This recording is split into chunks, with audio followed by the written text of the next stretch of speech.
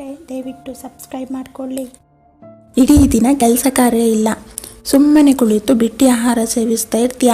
ತಿನ್ನುವಾಗ ಯಾವುದೇ ಹಂಗಿಲ್ಲದೆ ತಿನ್ನುತ್ತಿದ್ದೇನೆ ಅನ್ನಿಸುವಷ್ಟಾದರೂ ಕೆಲಸ ಮಾಡು ಎಂದು ದಿನೇಶ್ ಅವರ ಸೊಸೆಯು ಅವರ ಕೈಯಿಂದ ಆಹಾರವನ್ನು ಕಿತ್ತು ಎಳೆಯುತ್ತಾ ಹೇಳಿದಳು. ಮೊದಲು ಪಾತ್ರೆ ತೊಳೆ, ನಂತರ ಊಟ.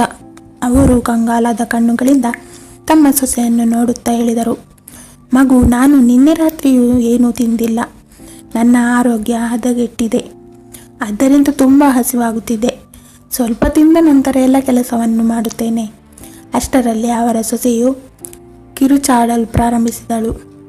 ನಾನೇನು ನಿನ್ನ ಹಾಗೆ ಸುಮ್ಮನೆ ಕುಳಿತಿರುವುದಿಲ್ಲ. ದೇವರು ಕಣ್ಣು ನೀಡಿದ್ದಾನಲ್ಲವೇ? ನೀನೇ ನೋಡು ಮನೆಯಲ್ಲಿ ಎಷ್ಟು ಕೆಲಸಗಳು ಬಾಕಿ ಬಿದ್ದಿವೆ ಎಂದು. ಮೊದಲು ಎಲ್ಲ ಕೆಲಸವನ್ನು ಮುಗಿಸು, ನಂತರ ತಿನ್ನುವುದರ ಬಗ್ಗೆ ಯೋಚಿಸು. ಇಷ್ಟು ಹೇಳಿ ಅವಳು ತನ್ನ ಕೋಣೆಯಿಂದ ಪರ್ಸ್ ಮತ್ತು ದುಡ್ಡು ತೆಗೆದುಕೊಂಡು ಪಿಸುಗುಡುತ್ತಾ ಮನೆಯಿಂದ ಹೊರಗಡೆ ಹೋದಳು. ಇಡೀ ದಿನ ಮಾಡಲು ಕೆಲಸ ಏನೂ ಇಲ್ಲ, ಆದರೆ ತಿನ್ನಲು ಪ್ರತಿ ಹೊತ್ತು ತಯಾರಾಗಿರುತ್ತಾರೆ. ರೋಹಿಣಿ ಹೊರಟ ನಂತರ ದಿನೇಶ್ ಅವರು ಮನೆಯನ್ನು ಗುಡಿಸಿ ಪಾತ್ರೆಯನ್ನು ತೊಳೆದು ನಂತರ ಬಟ್ಟೆಯನ್ನು ಒಗೆದು ಹಾಕಿದರು. ಅವರಿಗೆ ಎಷ್ಟೊಂದು ಹಸಿವಾಗಿತ್ತೆಂದರೆ ಸಹಿಸಲು ಕೂಡ ಸಾಧ್ಯವಾಗುತ್ತಿರಲಿಲ್ಲ. ಸೊಸೆಯು ಮನೆಗೆ ಬರುವಷ್ಟರಲ್ಲಿ ಎಲ್ಲ ಕೆಲಸಗಳನ್ನು ಮುಗಿಸಬೇಕಿತ್ತು. ಈಗ ಸ್ವಲ್ಪ ತಿನ್ನುತ್ತೇನೆ, ಮೊದಲು ಕೆಲಸವನ್ನೆಲ್ಲ ಮುಗಿಸಿ ನಂತರ ಆಹಾರ ಸೇವಿಸಿದೆ ಎಂದು ಹೇಳಿದರಾಯಿತು ಎಂದು ಯೋಚಿಸುತ್ತಾ ಒದ್ದೆಯಾದ ಬಟ್ಟೆಯೊಂದಿಗೆ ಅಡುಗೆ ಕೋಣೆಗೆ ಹೋದರು. ಆದರೆ ಅಡುಗೆ ಕೋಣೆಯಲ್ಲಿ ತಿನ್ನಲು ಏನೂ ಇರಲಿಲ್ಲ. ದಿನೇಶ್ ಅವರ ಕೈಯಿಂದ ಕಿತ್ತುಕೊಂಡ ರೊಟ್ಟಿಯನ್ನು ಅವಳು ನಾಯಿಗೆ ತಿನ್ನಲು ಹಾಕಿ ಹೋಗಿದ್ದಳು. ದಿನೇಶ್ ಅವರಿಗೆ ತುಂಬ ಹಸಿವಾಗಿತ್ತು. ಅವರು ಅಡುಗೆ ಕೋಣೆಯಲ್ಲಿ ಹುಡುಕಿದಾಗ ಅವರಿಗೆ ಬಿಸ್ಕಿಟ್ ಸಿಕ್ಕಿತು. ಒಂದೆರಡು ಬಿಸ್ಕಿಟ್ಗಳು ಕಟ್ಟಿಡಲಾಗಿತ್ತು. ಅದನ್ನು ತೆರೆದು ನೋಡಿದಾಗ ಅದು ಪೂರ್ತಿಯಾಗಿ ಹಾಳಾಗಿತ್ತು. ಮಾತ್ರವಲ್ಲದೆ ಕೆಟ್ಟ ವಾಸನೆ ಬರುತ್ತಿತ್ತು. ಆದರೆ ಅವರಿಗೆ ಹಸಿವಿನ ಮುಂದೆ ಏನೂ ಕಾಣಲಿಲ್ಲ. ಅವರು ಅದೇ 2 ಬಿಸ್ಕಿಟ್ಗಳನ್ನು ತಿಂದು ನೀರು ಕುಡಿದು ಮತ್ತೆ ಮನೆ ಕೆಲಸದಲ್ಲಿ ತೊಡಗಿದರು. ಮನೆಯ ಎಲ್ಲ ಕೆಲಸಗಳನ್ನು ಮುಗಿಸಿ ಬಟ್ಟೆಗಳನ್ನು ಒಣಗಿಸಿ ಕೋಣೆಯೊಳಗೆ ಹೋಗಿ ಕುಳಿತುಕೊಳ್ಳುವಷ್ಟರಲ್ಲಿ ಅವರ ಸೊಸೆಯು ಬಂದಳು ಮತ್ತು ಮಾವನ ಮೇಲೆ ಜಡಿಯಲು ಪ್ರಾರಂಭಿಸಿದಳು. ಹಂಗಿನ ಅನ್ನ ತಿನ್ನುವುದಲ್ಲದೆ ಕಳ್ಳತನದ ಅಭ್ಯಾಸವೂ ಆಗಿಬಿಟ್ಟಿದೆ ಎಂದಳು. ದಿನೇಶ್ ಅವರಿಗೆ ಏನೂ ಅರ್ಥವಾಗಲಿಲ್ಲ. ಅವರು ಸೊಸೆಯಲ್ಲಿ ನೀನೇನು ಹೇಳುತ್ತಿರುವೆ? ಕಳ್ಳತನ? ಅದು ನಾನು ಎಂದು ಕೇಳಿದರು. ಆಹಾ, ನೋಡು, ನನ್ನ ಹಣ ಕದ್ದು ಎಷ್ಟು ಒಳ್ಳೆಯವರಂತೆ ನಟಿಸುತ್ತೀಯ. ಇರು ಮುದುಕ, ಇವತ್ತು ನಿನಗೆ ಪಾಠ ಕಲಿಸುತ್ತೇನೆ. ದಿನೇಶ್ ಅವರು ಭಯದಿಂದ ಸೊಸೆ, ನಾನು ಮಾಡಿದ್ದಾದರೂ ಏನು? ಯಾವ ಹಣ ಎಂದು ಕೇಳಿದರು. ಅಷ್ಟರಲ್ಲಿ ಅವಳು, ನೀನು ನನ್ನ ಪರ್ಸಿನಿಂದ ತೆಗೆದ ಅದೇ ಹಣ, ಪೂರ್ತಿ 500 ರೂಪಾಯಿ ಇತ್ತು. ಒಂದು ವೇಳೆ ನೀನು ಹಣ ಕೊಡದಿದ್ದರೆ ಒಂದು ತುತ್ತು ಅನ್ನ ಸಹ ನಿನಗೆ ಕೊಡುವುದಿಲ್ಲ. ಇಷ್ಟು ಹೇಳಿ ಅವಳು ಕೋಣೆಯೆಡೆಗೆ ನಡೆದಳು ಮತ್ತು ದಿನೇಶ್ ಅವರು ಕಣ್ಣೀರಿನೊಂದಿಗೆ ಅಲ್ಲೇ ನಿಂತು ಬಿಟ್ಟರು. ಸ್ವಲ್ಪ ಸಮಯದ ನಂತರ ತಮ್ಮ ಕೋಣೆಗೆ ಹೋಗಿ ತಮ್ಮ ಪತ್ನಿಯ ಫೋಟೋ ನೋಡಿ ಅವರಿಗೆ ತಮ್ಮ ದುಃಖವನ್ನು ತಡೆಯಲು ಸಾಧ್ಯವಾಗಲಿಲ್ಲ. ಹಿಂದಿನ ದಿನದ ನೆನಪುಗಳಲ್ಲಿ ಕಳೆದು ಹೋದ ಅವರ ಕಣ್ಣಿನಿಂದ ಕಣ್ಣೀರು ಧಾರಾಕಾರವಾಗಿ ಹರಿಯುತ್ತಿತ್ತು. ಅವರು ತಮ್ಮ ಪತ್ನಿಯ ಫೋಟೋವನ್ನು ಸವರುತ್ತಾ, ಸುಮಿತ್ರಾ, ನೀನು ನನ್ನನ್ನು ಒಬ್ಬಂಟಿಯಾಗಿ ಬಿಟ್ಟು ಏಕೆ ಹೋದೆ? ನಾನು ಯಾರಿಗಾಗಿ ಬದುಕಲಿ? ನನಗೆ ಜೀವಿಸಲು ಯಾವುದೇ ಒಂದು ಕಾರಣವೂ ಇಲ್ಲಿ ಕಾಣಿಸುತ್ತಿಲ್ಲ. ಆ ಈಶ್ವರನ್ನು ನನ್ನನ್ನು ನಿನ್ನ ಬಳಿಗೆ ಕರೆಯಲಿ ಎಂದೆನಿಸುತ್ತಿದೆ ಎಂದು ಹೇಳುತ್ತಾ ತಮ್ಮ ಪತ್ನಿಯ ಫೋಟೋವನ್ನು ತಮ್ಮ ಎದೆಗೆ ಅಪ್ಪಿಕೊಂಡು ಅಳುತ್ತಾ ಅಲ್ಲೇ ನಿದ್ದೆಗೆ ಜಾರಿದರು. ಅವರು ಕಣ್ಣು ತೆರೆಯುವಾಗ ಆಗಲೇ ಸಂಜೆಯಾಗಿತ್ತು. ಆದರೆ ತಿನ್ನಲು ಇನ್ನೂ ಸೊಸೆ ಏನನ್ನು ರೆಡಿ ಮಾಡಿರಲಿಲ್ಲ. ಅವರು ಊಟ ಮಾಡದೆ ಈಗಾಗಲೇ 24 ಗಂಟೆ ಕಳೆದು ಹೋಗಿತ್ತು. ಆದರೆ ಹೊರಗಡೆ ಬಂದು ನೋಡಿದರೆ ಸೊಸೆಯು ಆಹಾರ ತಯಾರಿಸಿಟ್ಟಿದ್ದಳು. ಅವರು ತಿನ್ನಲು ಕೇಳಿದಾಗ ಅವಳು ನಿರಾಕರಿಸಿದಳು. ಅಲ್ಲದೆ ನನ್ನ ಹಣ ಹಿಂದಿರುಗಿಸುವವರೆಗೆ ಏನನ್ನೂ ಕೊಡಲಾರೆ ಎಂದು ಹೇಳಿದಳು. ದಿನೇಶ್ ಅವರು ಹೇಳಿದರು, ಸೊಸೆ, ಆ ಹಣ ನಾನು ತೆಗೆದಿಲ್ಲ. ಆದರೆ ಅವಳು ಏನನ್ನೂ ಕೇಳಲು ತಯಾರಾಗಿರಲಿಲ್ಲ ಮತ್ತು ಅಲ್ಲಿಂದ ಎದ್ದು ಹೊರಟು ಹೋದಳು. ಕೆಲವೊಮ್ಮೆ ಅವರು ಯೋಚಿಸುತ್ತಿದ್ದರು, ಇದನ್ನೆಲ್ಲ ನಾನು ನನ್ನ ಮಗನಿಗೆ ವಿವೇಕನಿಗೆ ಹೇಳುತ್ತೇನೆ ಎಂದು. ಆದರೆ ಇದೆಲ್ಲವನ್ನು ವಿವೇಕನಿಗೆ ಹೇಳಿದರೆ ಅವನು ಏನು ಮಾಡುವನೋ ಎಂದು ಗಾಬರಿಯೂ ಇತ್ತು. ನನ್ನದೇನು, ಇನ್ನು ಕೆಲವೇ ದಿನ ಈಶ್ವರನು ಯಾವಾಗ ಕರೆಯುತ್ತಾನೋ ಎಂದು ಗೊತ್ತಿಲ್ಲ ಎಂದುಕೊಂಡು ಸುಮ್ಮನಾಗುತ್ತಿದ್ದರು. ಅದಲ್ಲದೆ ನಾನು ನನ್ನ ಮಗನ ಸಂಸಾರವನ್ನು ಹೇಗೆ ಒಡೆಯಲಿ ಎಂದುಕೊಳ್ಳುತ್ತಿದ್ದರು. ರಾತ್ರಿ ಆಯಿತು. ಮಗ ಮನೆಗೆ ಬಂದನು. ತಂದೆಯನ್ನು ನೋಡಿ, ಅಪ್ಪ ಏನಾಯಿತು, ನಿಮಗೆ ಆರೋಗ್ಯ ಚೆನ್ನಾಗಿದೆ ಅಲ್ಲವೇ? ತುಂಬ ಕಂಗಾಲಾಗಿ ಕಾಣಿಸುತ್ತಿದ್ದೀರಲ್ಲವೇ? ನಿಮ್ಮ ಮುಖವು ಬಾಡಿ ಹೋಗಿದೆ ಎಂದನು. ದಿನೇಶ್ ರವರು ಮಗ ಅದು ನಿನ್ನೆ ರಾತ್ರಿಯಿಂದ ಎಂದು ಹೇಳಲು ಪ್ರಾರಂಭಿಸುವಷ್ಟರಲ್ಲಿ ಸೊಸೆ ಬಂದಳು. ಅರೆ, ನೀವು ಬಂದ್ರಾ? ಅಪ್ಪನ ಬಗ್ಗೆ ನೀವು ಚಿಂತೆ ಮಾಡದಿರಿ, ನಾನಿದ್ದೇನೆ ಅಲ್ಲವೇ ಎಂದಳು. ದಿನೇಶ್ ಅವರು ಹಸಿವಿನ ಕಾರಣದಿಂದ ತಮ್ಮ ಮಗನಿಗೆ ಏನೂ ಹೇಳಲಿಲ್ಲ. ಮಗ, ನಾನು ಚೆನ್ನಾಗಿದ್ದೇನೆ, ನೀನು ಹೋಗು, ಊಟ ಮಾಡಿ ಆರಾಮ ವಿಶ್ರಾಂತಿ ತೆಗೆದುಕೋ, ನಾನು ಮಲಗುತ್ತೇನೆ ಎಂದರು. ಇದಕ್ಕೆ ಏನೂ ಹೇಳುವುದಕ್ಕೂ ಮುಂದೆ ರೋಹಿಣಿಯು, ನೀವು ಕೈಕಾಲು ತೊಳೆದುಕೊಂಡು ಬನ್ನಿ, ನಾನು ಆಹಾರ ಬಡಿಸುತ್ತೇನೆ ಎಂದಳು.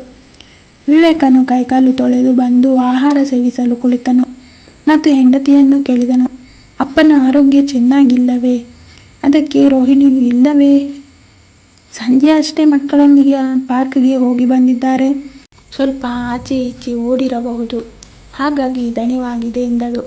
ವಿವೇಕ್, ಅದಕ್ಕೆ ಅಪ್ಪ ಊಟ ಮಾಡಿದ್ದಾರಾ?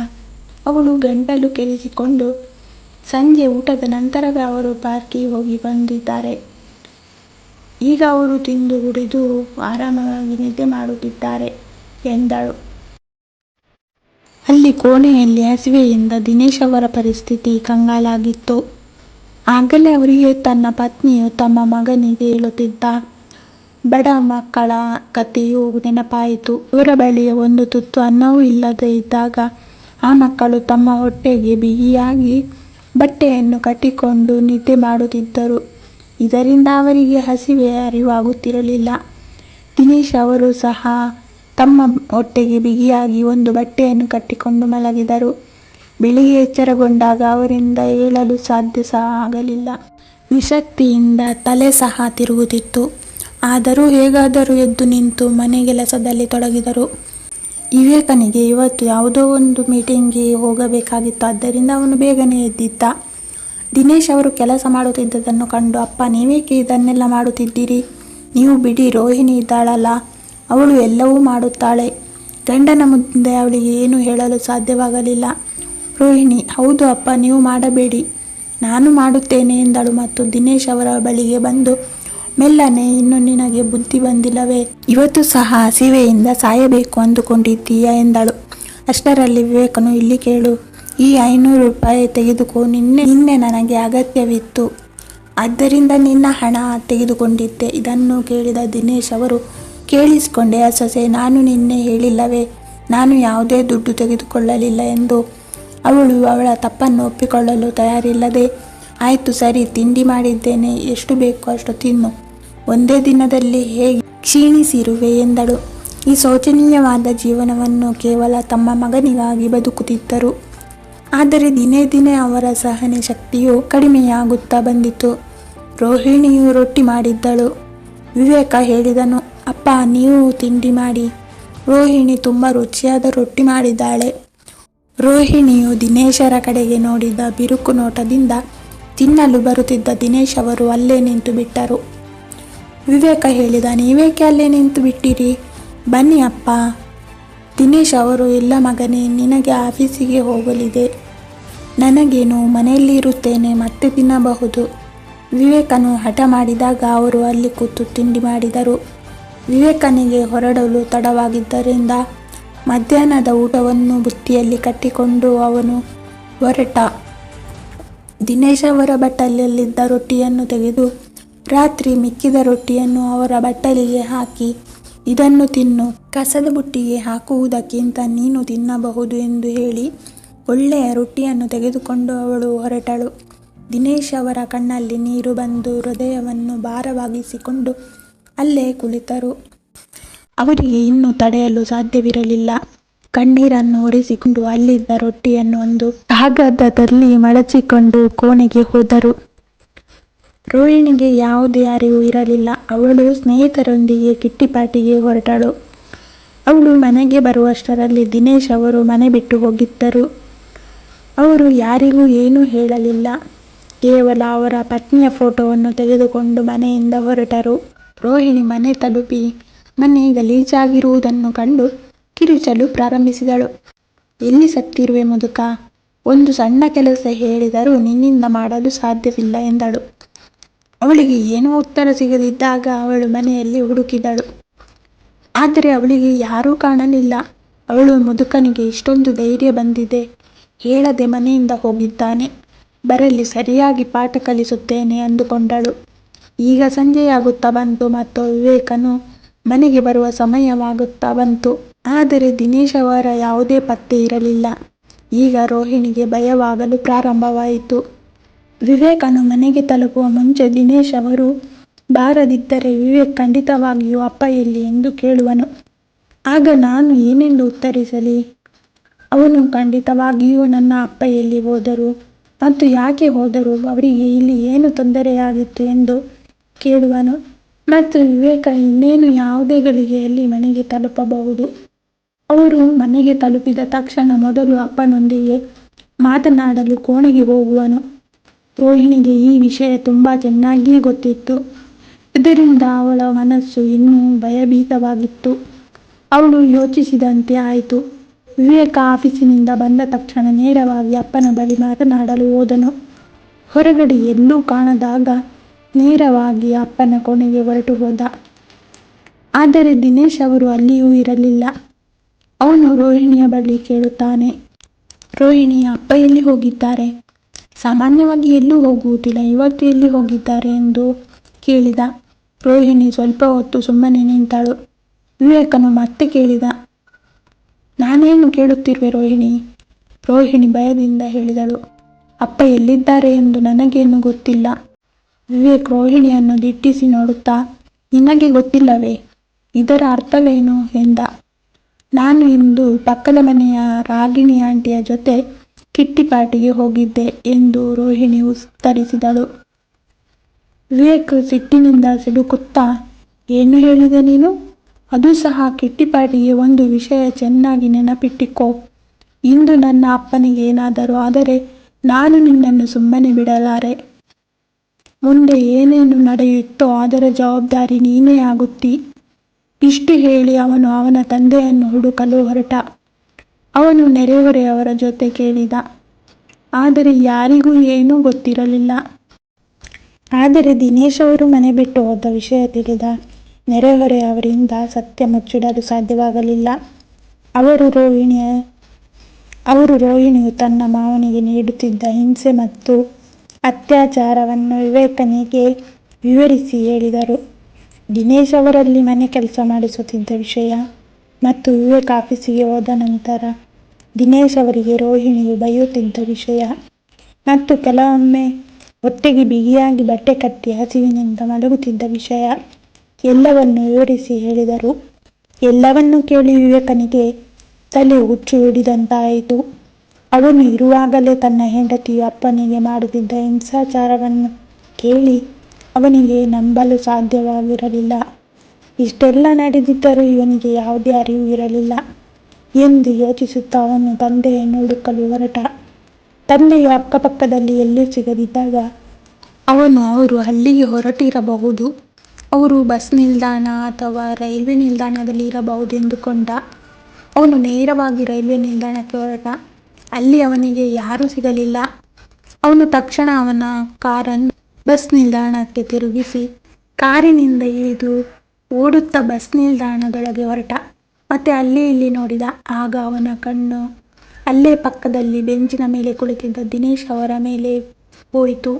ಅವರು ಕಣ್ಣೀರನ್ನೊರೆಸುತ್ತಾ ಸೊಸೆ ನೀಡಿದ ಪೂರ್ತಿಯಾಗಿ ಹಳಸಿದ ರಾತ್ರಿಯ ರೊಟ್ಟಿಯನ್ನು ತಿನ್ನುತ್ತಾ ಕುಳಿತಿದ್ದರು. ಅದನ್ನು ಜಗಿಯುವಾಗ ಎಲ್ಲ ಹಲ್ಲು ಉದುರಿ ಹೋಗುವಂತೆ ಭಾಸವಾಗುತ್ತಿತ್ತು. ಆದರೆ ಹೊಟ್ಟೆ ಹಸಿವಾದಾಗ ಮನುಷ್ಯರು ಕಾಗದವನ್ನು ಸಹ ತಿನ್ನುತ್ತಾನೆ, ಇದು ಹಳಸಿದ ರೊಟ್ಟಿ ಅಷ್ಟೇ ಅಲ್ಲವೇ ಅಂದುಕೊಂಡು ಅದನ್ನೇ ತಿನ್ನುತ್ತಿದ್ದರು. ಅವರ ಕಣ್ಣಿಂದ ಕಣ್ಣೀರು ಧಾರಾಕಾರವಾಗಿ ಹರಿಯುತ್ತಿತ್ತು.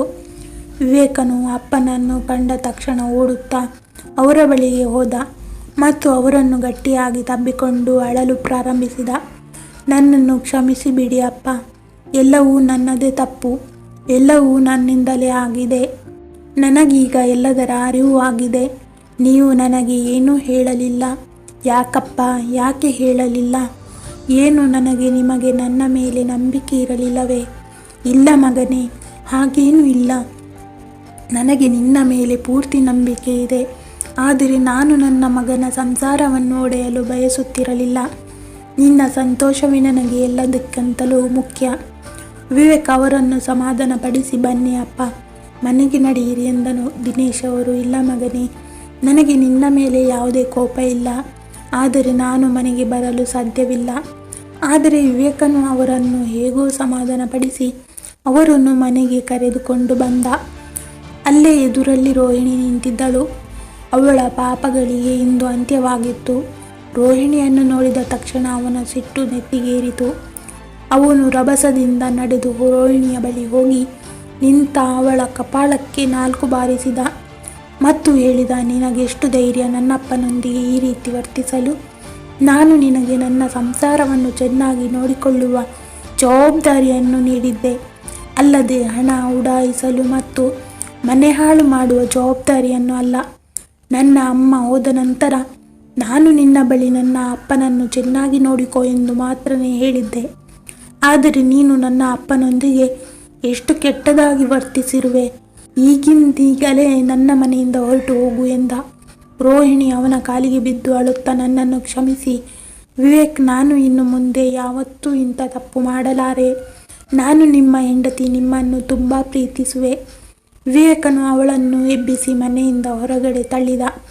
ದಿನೇಶ್ ಅವರು ವಿವೇಕನಿಗೆ ಅರ್ಥ ಮಾಡಿಸಲು ತುಂಬ ಪ್ರಯತ್ನಪಟ್ಟರು. ವಿವೇಕ್ ಹೇಳಿದ, ನೋಡು ನಾಚಿಕೆ ಇಲ್ಲದವಳೆ, ನೀನು ಇಷ್ಟೆಲ್ಲ ಹಿಂಸೆ ಮಾಡಿಯೂ ನನಗೆ ಕೆಟ್ಟದಾಗುವುದನ್ನು ನೋಡಲು ನನ್ನಪ್ಪನಿಂದ ಸಾಧ್ಯವಾಗುತ್ತಿಲ್ಲ. ನೀನು ನಿಜವಾಗಿಯೂ ನನ್ನನ್ನು ಪ್ರೀತಿಸುತ್ತಿದ್ದರೆ ನಾನು ಇಷ್ಟೊಂದು ಪ್ರೀತಿಸುವ ನನ್ನ ಅಪ್ಪನನ್ನು ನೀನು ದ್ವೇಷಿಸುತ್ತಿರಲಿಲ್ಲ. ರೋಹಿಣಿಗೆ ಅವಳ ತಪ್ಪಿನ ಅರಿವಾಯಿತು. ಅವಳು ಬಿಕ್ಕಿ ಬಿಕ್ಕಿ ಅಳುತ್ತಾ, ಅಪ್ಪ, ವಿವೇಕನಿಗೆ ಹೇಳಿ ನಾನು ಇನ್ನು ಮುಂದೆ ಯಾವುದೇ ತಪ್ಪು ಮಾಡಲಾರೆ ಎಂದು ಹೇಳಿದಳು. ದಿನೇಶ್ ರೋಹಿಣಿಯನ್ನು ಎಬ್ಬಿಸಿ, ನೋಡು ಮಗಳೇ, ಮನೆ ವಿಷಯವನ್ನು ಮನೆಯ ಒಳಗಡೆ ಇಡಬೇಕು ಹೊರತು ಹೊರಗಡೆ ಅಲ್ಲ. ಕ್ಷಮಿಸಿ ಬಿಡಿಯವಳನ್ನು. ಅಲ್ಲದೆ ಮನುಷ್ಯನಿಗೆ ತಪ್ಪಿನ ಪಶ್ಚಾತ್ತಾಪವಾದರೆ ಅವರನ್ನು ಖಂಡಿತವಾಗಿಯೂ ಕ್ಷಮಿಸಬೇಕು. ಇದಕ್ಕೆ ಏನು ಹೇಳದೆ ಕೋಣೆ ಬಳಿಗೆ ಹೊರಟು ಹೋದ. ನಿಧಾನವಾಗಿ ಎಲ್ಲವೂ ಸರಿ ಹೋಗುತ್ತೆ ಎಂದು ದಿನೇಶ್ ಅವರು ರೋಹಿಣಿಯನ್ನು ಸಮಾಧಾನಪಡಿಸಿದರು ಮತ್ತು ಅವರು ಕೋಣೆಗೆ ಹೊರಟು ಹೋದರು.